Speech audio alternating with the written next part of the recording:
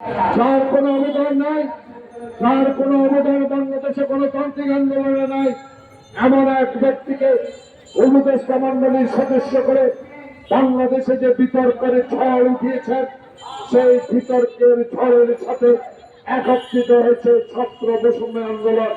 প্রিয় বন্ধুগণ, এই বিতর্ক ব্যক্তিদেরকে বাংলাদেশে আসতে শপথ করিয়ে বাংলাদেশে আবু সাইদ খোকনের রক্তের প্রতি অবমাননা হলো কিনা, এটাই জনগণ আপনার কাছে জানতে চায়। প্রিয় বন্ধুগণ, তারেক রহমানের মামলা গ্রেপ্তার হবে না সেটা বিষয় না, বিষয় হলো বাংলাদেশে 40 লক্ষ মামলা বিএনপির বিরুদ্ধে, পুলিশ বাদী, আওয়ামী লীগ বাদী, কিন্তু আজও 3 মাস 10 দিন অতিক্রান্ত হলো, এখনো বাংলাদেশে বিএনপির যেসব নেতা কর্মী আন্দোলন করতে গিয়ে আজকে মামলার আসামি হয়েছে। যারা খুন হয়েছে তাদের বিচারে আওতা আনা হয় নাই, যারা আহত হয়েছে তাদের চিকিৎসার ব্যবস্থা করা হয় নাই, এখনো মামলা প্রত্যাহার কেন হলো না? এইটুকু বাংলাদেশে আন্দোলনরত সকল রাজনৈতিক দলের নেতা কর্মীরা আজকে প্রশ্ন রেখেছে।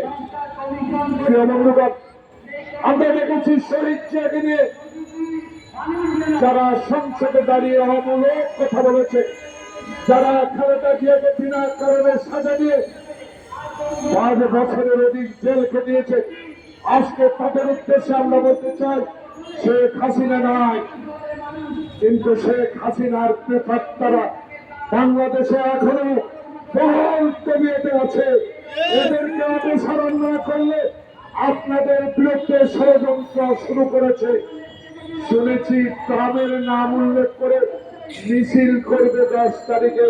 প্রিয় বন্ধুগণ, গুলিস্তানে মার খেলে কারা? আর শেখ হাসিনা তুমি হিন্দুস্তানের দাঁড়িয়ে দিল্লিতে ঘুমিয়ে আছো, আর বাংলাদেশের মায়ের খালি করে গণতন্ত্রকে হত্যা করেছো। লজ্জা হয় না আবারও ট্রামের নাম নিয়ে আবার বাংলাদেশে রাজনীতি করতে আসা? তাই আজকে আমরা বলতে চাই, নির্বাচন দিতে হবে,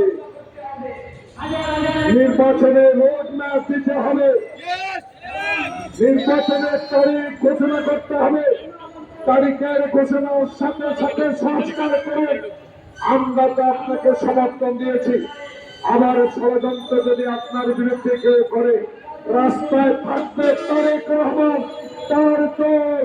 তাই আজকে এই দলের প্রতি সহানুভূতিশীল হতে হবে।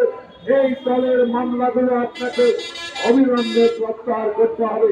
যেই দলটি সকল দল মিলে আন্দোলন করে শেখ হাসিনাকে বিদায় করেছে, সেই শেখ হাসিনার প্রেতাত্মাকে অবিলম্বে সকল পদ থেকে অপসারণ করতে হবে। প্রিয় ভাইরা,